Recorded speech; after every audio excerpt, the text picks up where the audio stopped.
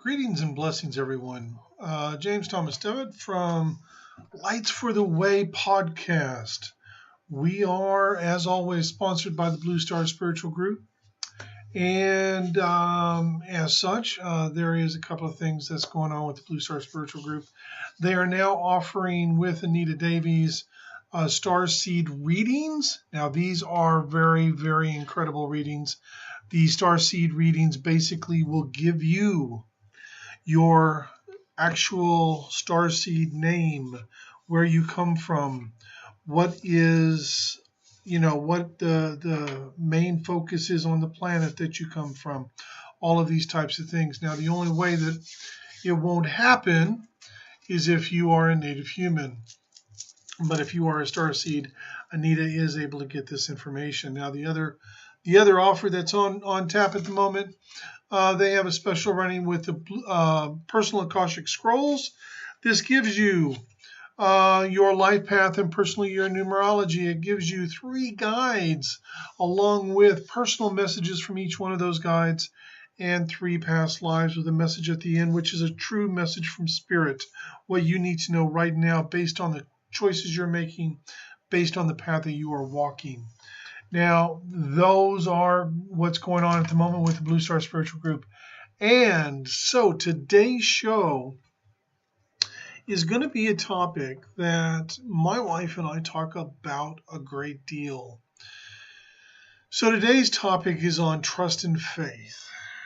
Now, trust and faith is a topic that is vitally important to understand, because this is something that literally can change your life, but it takes courage, because you see, one of the things that people are asked is, you're on a precipice and you have a choice. You can either jump and fly, or you can scurry away in fear. And so the question that's always asked when that is presented is, how will I know if I will fly or not?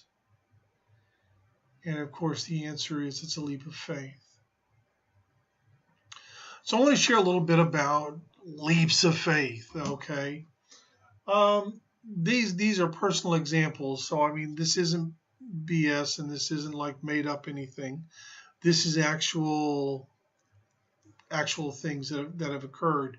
For myself, I met my lovely wife on Valentine's Day of 1999,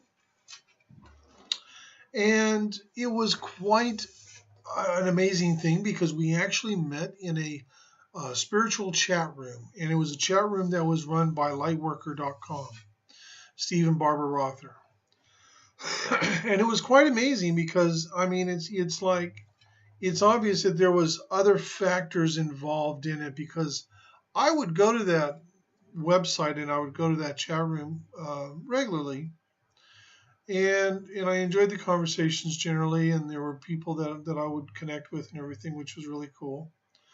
But on this one in particular evening, you see, on January 27th, so just a couple of weeks before this, my back ended up going out with a herniated disc. So generally, at the time that I was in the chat room on Valentine's Day, normally I would have been at work, you see, but the universe conspired to make sure that I was at home and online. So I keep looking at this one nickname. See, back then, people generally never use their real names. They use nicknames. Nowadays it's like you look on Facebook and pretty much everyone is using their real name and everything. But back then it was all nicknames. And I saw this one, it said Setanta. And I just kept looking at it, go, damn, there's something about that. I can't figure out what it is. Now, on top of this, I had this desire to go to Australia for like 15 years. And there was absolutely no rhyme or reason to that feeling or that desire, because I had never been to Australia. I didn't know anybody in Australia, but the desire was there nonetheless. So finally, this person, this Satanta, spoke up and she said, well, I live in Australia, and all of a sudden I got this butterfly feeling in my gut, and I got this feeling of excitement, and so I piped up, and we ended up starting to talk, and this conversation, well, it's still going on today, trust me, okay, but we started talking a lot, and we would go into private chat rooms and just talk, and we would talk about everything, and occasionally I would call her, and finally, this is a single mother with at that time with an 8-year-old. Well, no, actually at that time it was a 7-year-old daughter and a 12-year-old son. And she's like, I'm coming to America, June '99. I'm like, holy crap. So I ended up leaving Oklahoma because I lived in Ponca City, Oklahoma, and I ended up leaving Oklahoma and going to Sedona, Arizona for a little while and helped create a group there, and went up to Redding, California. So Janice comes over and we meet in a little town called Arcata, California, which is north of San Francisco, on the corner of H and G Street. And I didn't have a choice, you see, because someone that she knew from online who lived in Minnesota had created a necklace for her, which is something that, a story necklace. And it was really beautiful, and she had sent it to me to give to her because I told her that we were going to hook up and meet and everything. So all of a sudden it was like, oh, holy crap, I've got to meet her. I don't have a choice. So we meet and we spend a couple of days together, and and I can tell and I can feel how incredible and how special and everything like that it is. And I am just in so much fear. And she wants me to go to Australia. And I'm like, holy shit, what the hell, what am I going to do? And I'm in so much fear and trepidation over the whole situation because I'm thinking to myself, okay, if I go over there, number one, besides her, I know nobody. I've never, except for a year that I lived in Germany in the military, and it doesn't really count because I lived on a military base. I haven't really lived in another country. Haven't even been to another country except for my 1 year in Germany. And she's got 2 young kids, and it's like, oh man. So I'm just in so much fear and trepidation. And finally one day, it was a couple of months later, in August, I think it was, August or September, I woke up in the morning and I was like, and something had come over me. And so I said yes. And so I called her and I said, yes, I'm going to come over. I'm going to. Now, I did not know at the time, but she was like within hours of closing the door permanently and not having this happen at all. So it was very, trying, time for both of us. So in February of 2000, I buy my plane tickets. And this is, I tell a lot of people a lot of times, you got to follow your heart and guidance, and you got to discern and trust your intuition. And unbeknownst to me, I was doing that because I bought my plane tickets in February to fly over, leaving Tacoma, Washington, because I moved from Redding up to Tacoma for work. And I was going to fly out of Tacoma to LA, change planes, fly from LA to Sydney, change planes, fly to Cairns, 24 hours of flying, right? And I bought it in February, and then all of a sudden I got this strange feeling.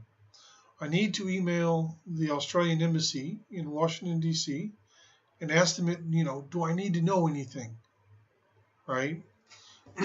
And so I emailed, and I'm like, these are my plans. I'm planning on moving over to Cairns, where my fiance lives, and get married.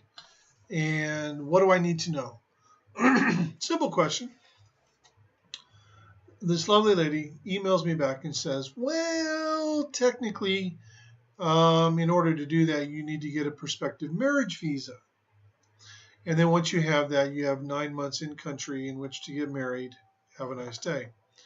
However, it takes 4 to 6 months to get that visa. You don't have that much time. So I would recommend that you go over on a visitor visa, get married, and then apply in country. Okay, no problem, because I don't really know the rules of immigration and all of that stuff. All I know is that I'm going to Cairns to be with Janice and have a nice day.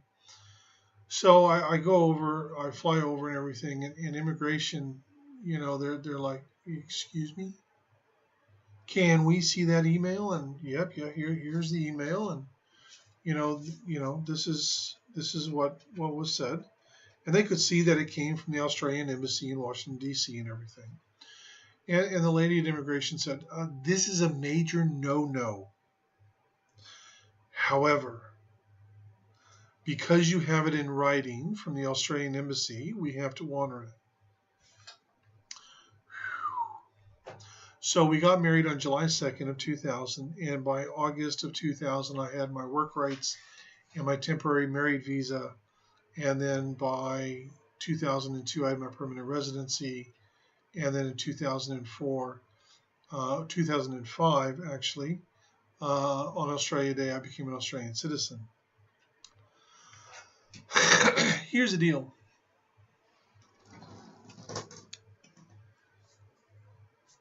Back in America, I had a choice to make. I was in a lot of fear, a lot of trepidation. Do I go to another country or not? I had spent a total of 2 days with this person. And although we had spoken a great deal on the phone, we'd never lived together. We had never spent, time together physically or anything like that. And it was a complete leap of faith. Not only on my part, though. You got to understand this. It was a leap of faith on Janice's part as well, because, a lot of people thought she was crazy, and she's a single parent of 2 young children, and she's invited a man who she's only spent 2 days with to fly and to move countries to be with her. So it was a huge leap of faith on both of our parts. And yes, it worked out because it was meant to be. It was all geared. Now the funny thing is, you see, this is where you need to also understand that there are other factors happening. There are other things going on. Remember I said that for 15 years I'd wanted to go to America, but I didn't know why. 15 years earlier is when Janice went from New Zealand to Australia. Now, the thing is, there again, you have time. And time is in truth more fluid than we realize. I know that here, incarnated on Earth, we reside in linear time. So everything's happening day by day and one step at a time and all of that. But you see, for starseeds, we actually come from quantum time. So in our natural state, we are much more fluid with time and with all sorts of things, with movement and everything like that. And about 2 weeks after, because you see, since I was 5 years old, I knew that my true partner was out there somewhere. I just had to find her. And I used to sit in like shopping malls for hours watching people go by in the hopes that I would see her and connect with her. But about 2 weeks after I was in Cairns, Janice woke up one morning and she comes out and she goes, I had the weirdest dream. I said, well, what was it? She goes, I was standing, as I am now, I was standing next to you. And you're like 5 years old and you're in the backyard and you're playing with trucks, which when I was 5, I did have trucks, and I used to play with them outside all the time in the backyard. We had a really cool backyard when I was a little kid. And she said, I kept saying to you, come and find me. You have to come and find me.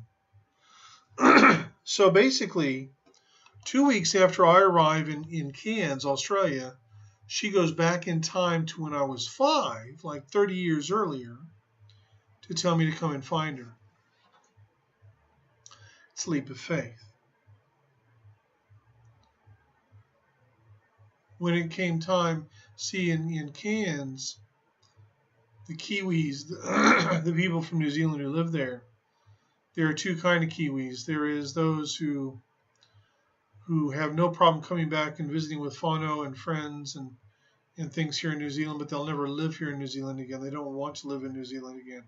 And then the other kind, which is what Janice is, she couldn't wait to move back to New Zealand. So in the end of 2009, we moved to Wellington because my stepdaughter was going to go to university in Palmerston North, just 2 hours north of Wellington. And we rented a house online. We never even saw it. We only saw pictures. But it turned out to be a good house for us for the first year. And then we found, we looked for a place, and we found the perfect place in Newtown and there in Wellington. We thought it was our forever house, that we were always going to live there. But then all of a sudden, and we had great jobs. We both worked at Wellington Hospital. We had great jobs.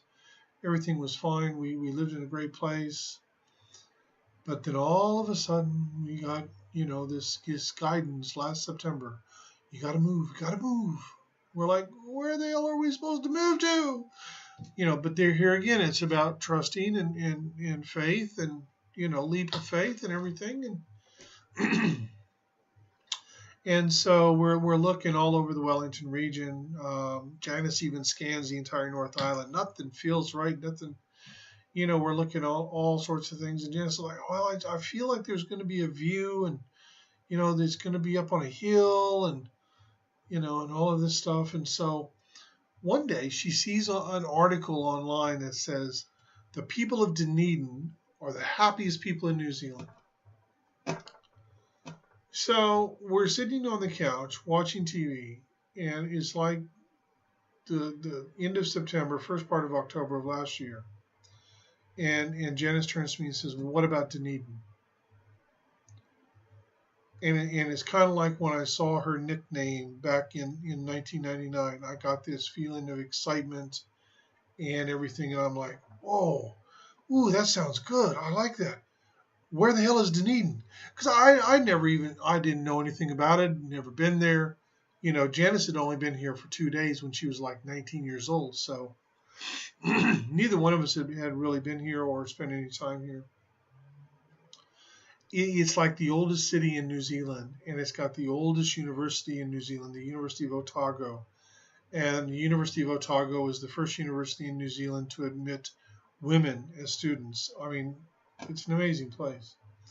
And so in a year ago, in October of last year, we come down here to Dunedin for the weekend, and we drive all around. We want to have a sense, feel the energy and see, is this a good place for us, right? So we do that, and it's like, yep, this is the right place and everything like that. So in December, we organize, and we get ourselves a real estate agent, and we get a builder over to do some work on the house and everything to get it prepared and ready for sale. And so on the 31st of January of this year, we put the house up for sale. It's up for sale for 2 weeks and 2 days, right? Closed tender. So the first weekend, there's an open house and everything. And the second weekend, we decide to come down here to Dunedin to look at houses. Now, we organized it. We rented a car. We booked a hotel. We bought the plane tickets. And as we're flying down here, we're both kind of looking at each other going, why are we doing this? we've got another 6 or 7 days before our house sells. Why are we? Who knows? So we come down, and we had been looking at houses online, and I've been emailing and everything. Now there was one house that I had seen that looked really really cool, and I had emailed, and they had come back to me, and it was a private seller. And Janice said, "Well, I really would prefer to go through a real estate agent." But I had set up to view the house and everything, and I never emailed back and canceled that. And so we come down, and then on the Friday we look at like 3 houses, and they're crap. They really are. So Friday afternoon we're at the pub at the hotel where we're staying, because the hotel where we were staying had a pub, and it also had a restaurant and everything. So it was really centrally located. It was just a couple of blocks from the Octagon, and it was like a block away from the train station. So it was a great location and everything. The law courts. So if you ever come to Dunedin and need an accommodation, the law courts, great little place to stay. Sorry for the plug, but I mean it's a really cool place. The pub is called the Jury Room, and the restaurant's called Wig and Pin. It's got a lawyer court type theme, if you will. So, it was really kind of cool. So I get the email. Yep, no problem. So I show Janice the pictures of the house again. She goes, "Yeah, let's go look at it." So I email back and say, "Yeah, we'll be there 10:30 tomorrow morning." So this is our first stop. So we come here, we look at the house. We're here for about a half an hour. Now, there's a tradition of like animal guides, which is very big in Native American Indian cultures and stuff. And my animal guide is actually a dragon. I know some people would say, well, dragons are mythological. Well, I don't believe they are, but dragon is my animal. Janice's animal is a tui, which is a bird. And for those of you here in New Zealand, you know exactly what a tui is. They're an amazing little bird. Well, unbeknownst to me, she saw a tui sitting on a tree right outside the kitchen window. Now, there were all these trees that really needed trimming badly, but we could tell that if you trimmed the trees, you could see the ocean.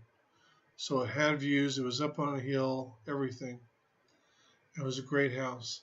And then we find out an interesting little tidbit, something that we didn't know, that the person who owned the house had received a number of emails from people who were interested in the house, which is all cool and everything.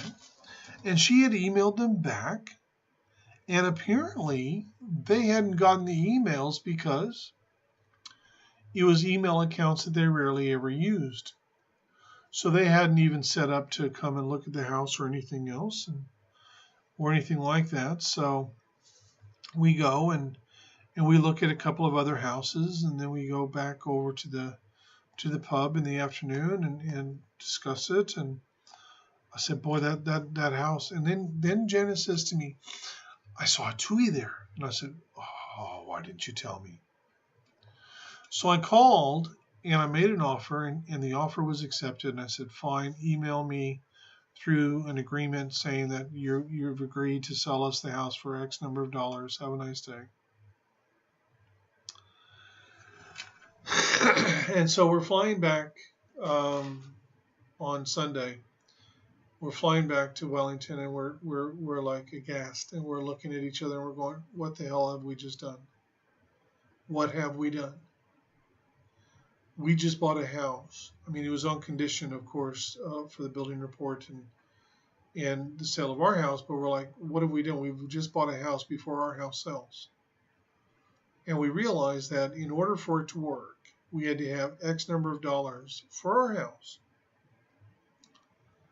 And we're like, holy crap, and it's just, it was that leap of faith that we went down to Dunedin before our house sold. and we bought a house before our house sold. And the reason is because if we hadn't done it that way, we wouldn't have gotten this house. It would have sold because it was a phenomenal deal. And so Thursday morning comes, and we go down to the real estate agent in the afternoon after work, and we're both nauseous, we're both sick, we just don't know what's going to happen. We walk in, and there's like 10 properties that are the tender is closing that day. And our real estate agent says, well, some of the houses didn't get any tenders at all. And we're like, oh man, what have we done? And then she looks at us and goes, but you guys got 2. We're like, okay, cool. All right, that's step 1. All right. And so we look at the first offer, and our heart sinks because it's $30,000 under what we need to make everything work, to have our house sold and to buy this house that we've already, So we look at the second offer, and it's $12,000 over what we need. And so through trust and faith and a leap of faith, everything worked out perfectly. And we moved down to Dunedin, and we took possession of our house on the 24th of March of this year. We couldn't be happier. And it's opened up whole new doorways for both of us, which is mind-blowing in itself, and it's also so phenomenal. Now, I've told you these 2 stories for a very simple reason. In order to take a leap off that precipice, it takes courage. It takes an inner strength to say, you know what? I'm going to take a leap. I'm going to have a leap of faith. Because I'm going to tell you something. The problem is not having to go and failing. The real problem is not having to go at all. Now, each one of you is sacred. And what you need to understand is each one of us has spiritual guides. Now, what that means is we are all being guided in our life in a myriad of different ways.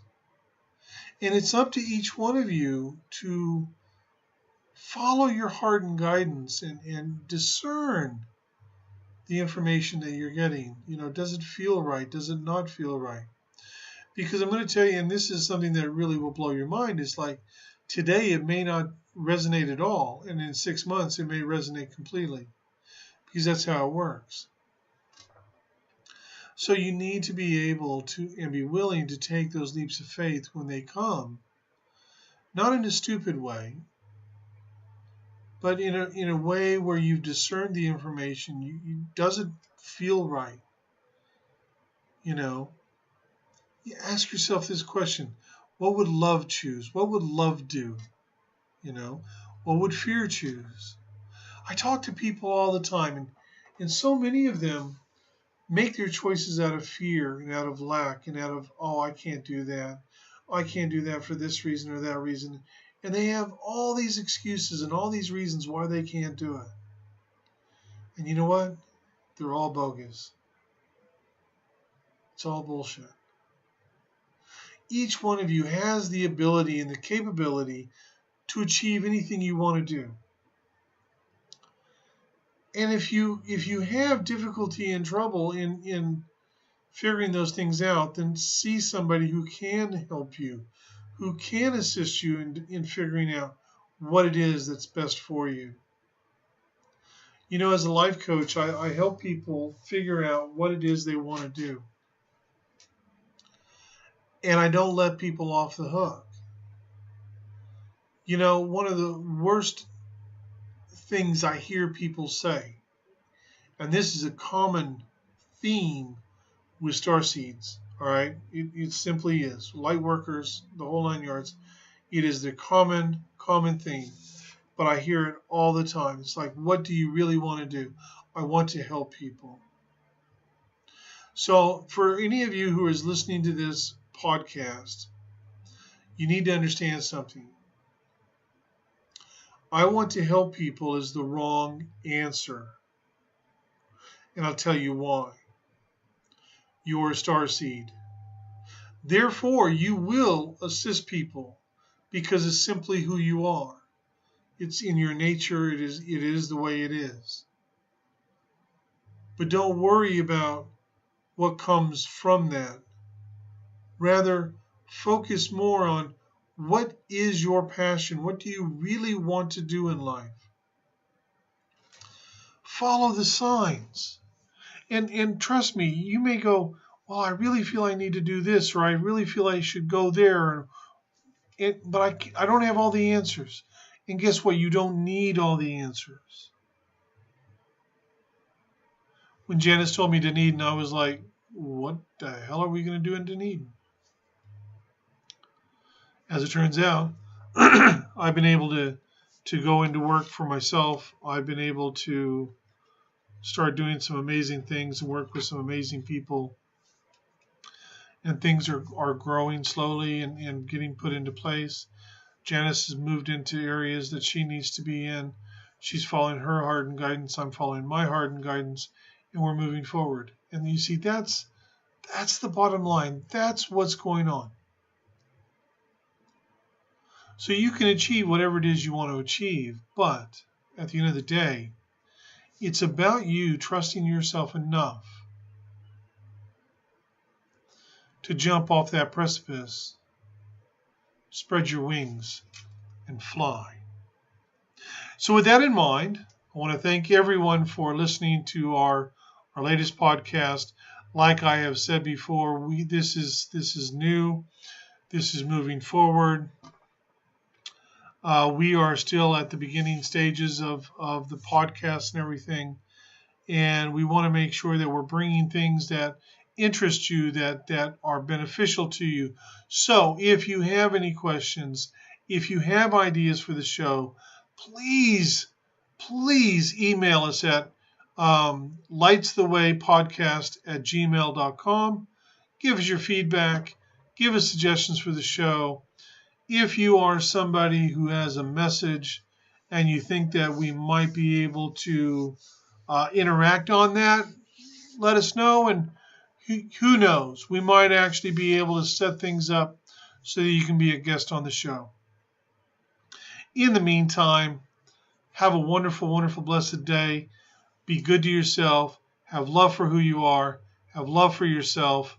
And treat yourself with respect, dignity, and honor, just as you should and would with anyone else. So with that in mind, much love and blessings. Have a great day.